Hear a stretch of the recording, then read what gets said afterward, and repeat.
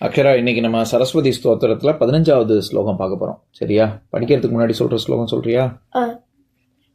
சரஸ்வதி நமஸ்துப்யம் வரதே காமரூபிணி வித்யாரம்பம் கரிஷ்யாமி சித்திர்பௌதமே சதா. சரி. நம்ம ஏற்கனவே 14வது ஸ்லோகம் படிச்சோம். அதை இன்னொரு தடவை சொல்றேன், கேளு.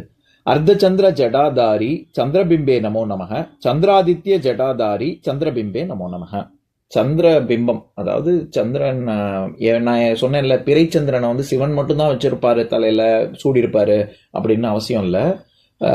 சக்தி வடிவமான பார்வதி, சரஸ்வதி, அம்பாள் வடிவம் எல்லாருமே வச்சிருப்பாங்க.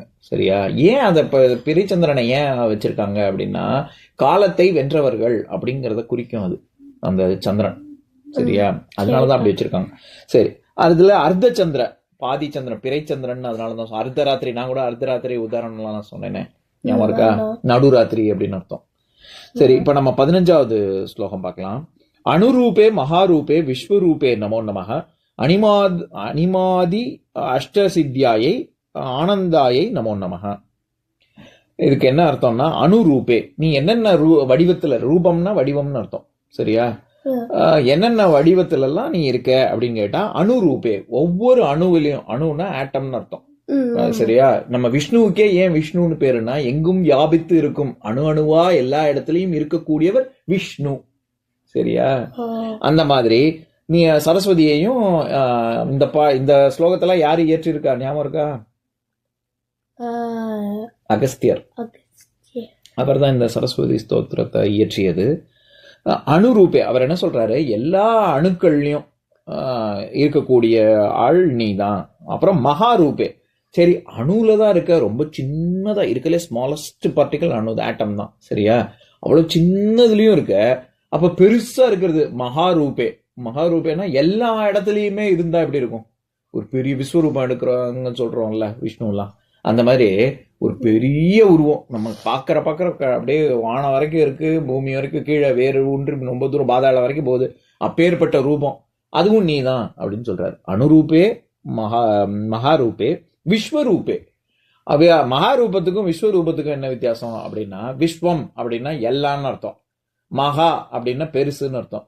பெருசு, ரொம்ப பெரியவனி அப்படின்னா ரொம்ப, எது ரொம்ப இருக்கலையே ரொம்ப ஜாஸ்தி அப்படின்னா கொஞ்சம் கொஞ்சமா பெருசாக்கிட்டே போறாரு. அணு இருக்கலையே சின்னது, அடுத்தது மகா, அதை விட பெரிய, ரொம்ப பெருசு. விஸ்வ அப்படின்னா இன்னும் பெருசு அப்படின்னு அர்த்தம். விஸ்வகுரு அப்படின்லாம் சொல்லுவாங்க, அதாவது உலகத்துக்கு, இந்த பிரபஞ்சத்துக்கே குரு அப்படின்னு. விஸ்வம் அப்படின்னா விஸ்வநாதன் அப்படின்லாம் பேர் வச்சுப்பாங்களே, ஆள் பேரு. விஸ்வநாதன் அப்படின்னா இந்த உலகத்துக்கே நாதன், தலைவன் அர்த்தம், சிவனோட பேரு. அந்த மாதிரி விஸ்வரூபே, எல்லா இடத்துலயும் இருக்கக்கூடிய ரூப, அவ்வளவு பெரிய ரூபமாக இருக்கக்கூடிய சரஸ்வதிக்கு நமஸ்காரங்கள். அடுத்தது அனிமாதி அஷ்டசித்தியாயை.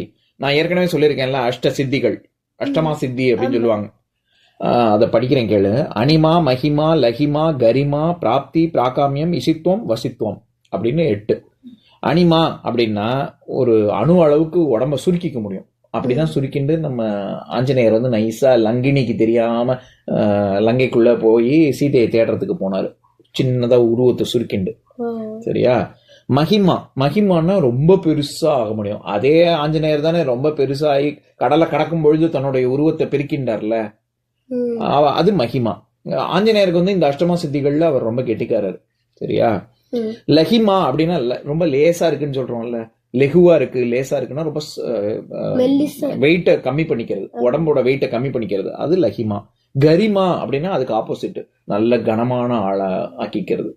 பீமன் வந்து வாழை எடுத்து போடுறதுக்கு முயற்சி பண்ணினான், அனுமாரோட வாழை. அவன் அனுமார்னே தெரியாம ஒரு குரங்கு என்ன வழியில இருக்கிறதா அப்படின்னு ரொம்ப ஏளனமா நினைச்சான். உடனே அவர் தன்னோட வாழை வந்து நல்ல கனமான இதுவா ஆக்கிட்டாரு, வாழை கூட தூக்கி போட முடியல. என்னமோ நீ ரொம்ப பெரிய ஆயிரமையான பலங்கிற, ஒரு குரங்கோட வாழை கூட தூக்கி போட முடியல அப்படின்னு சொல்லி கிண்டல் பண்ணினாரு.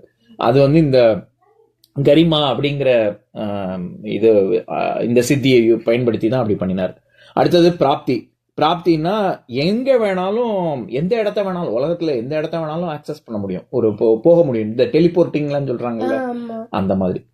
அடுத்தது பிராகாமியம். பிராகாமியம்னா நம்ம என்ன நினைக்கிறோமோ நினைக்கிறத நடத்தி காமிக்கக்கூடிய ஒரு திறமை. சரியா? நம்ம என்ன நினைக்கிறோமோ அது வந்து வரும்னு இல்ல, அது வரலன்னா அதுக்கான முயற்சி எடுத்து அதுல வெற்றி காணக்கூடிய ஒரு திறமை. சரியா? நினைச்ச உடனே இப்படி ஏதோ கல்ப விருட்சம் மரத்துக்கு இருந்து நினைச்ச உடனே வர்றது இல்ல, நினைச்சதை நடத்தி காமிக்கிற ஒரு சக்தி. சரியா? அடுத்தது பிராகாமியம்.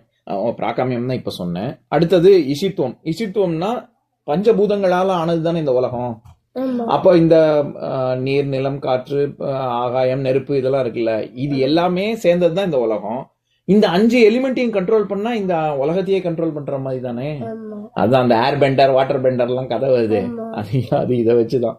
சரியா? அந்த மாதிரி 5 யார் இந்த பஞ்சபூதங்களையும் தன் வசப்படுத்துறாங்களோ அதுதான் இசித்துவம். இறுதியான நிலை வசித்துவம். வசித்துவம்னா என்னன்னா அந்த ஏர் பெண்டிங், வாட்டர் பெண்டிங் அதெல்லாம். ஆமா, பஞ்சபூதங்களையும் கட்டுப்படுத்துறது. வசித்துவம்ங்கிறது அது நீ என்ன நினைக்கிறியோ அதை நான் செய்ய வைக்கிறேன், உன்னைய செய்ய வைக்கிறது. Mind control. சரியா? அந்த மாதிரி அது ரொம்ப இதெல்லாம் ரொம்ப அஷ்டமா சித்திகள் எல்லாருக்கெல்லாம் இந்த மாதிரிலாம் பண்ண முடியாது. ரொம்ப சூப்பர் ஹியூமன் பவர்ஸ் இதை எட்டும். சரியா? எதுக்கு சொல்ல வரேன், அந்த மாதிரி இங்க என்ன அகஸ்தியர் என்ன சொல்றாரு, அனிமாதி அப்படின்னா ஆதி அப்படின்னு சொன்னாலே அதுல இருந்து ஆரம்பிச்சு அப்படின்னு அர்த்தம். அகர முதல எழுத்தெல்லாம் ஆதி பகவன் முதற்ற உலகு அப்படின்னு சொல்றோம்ல. ஆதி பகவன் எல்லாத்துக்கும் முதல்ல ஃபர்ஸ்ட் அண்ட் ஃபார்மோஸ்ட் யாரோ அந்த கடவுள் அப்படின்னு சொல்றாரு. அதனாலதான் ஆதித்யா அப்படின்னு நம்ம சூரியனை சொல்றோம். எல்லாரும் உயிரினங்கள் தோன்றுவதற்கு முன்னாடியே சூரியன் தோன்றிடுச்சுல்ல. எல்லாத்துக்கும் முதல்ல சூரியன் தோன்றாதானே மத்ததெல்லாம் தோன்ற முடியும். அதனாலதான் சூரியனுக்கு ஆதித்யன்னு பேர். எதுக்கு சொல்ல வரேன், இந்த இடத்துல அனிமாதி அஷ்ட சித்தியாயை அப்படின்னா அனிமால இருந்து ஆரம்பிச்சு அனிமா, மகிமா, கரிமா இப்ப பார்த்தோம்ல, இதெல்லாம் இந்த 8 சித்திகளுக்கும் சித்தியாயை நீ மனசு சரஸ்வதி மனசு வச்சாதான் இந்த 8 சித்திகளுமே நமக்கு சித்திக்கிறது அப்படின்னா நமக்கு வாய்க்கும். சரியா?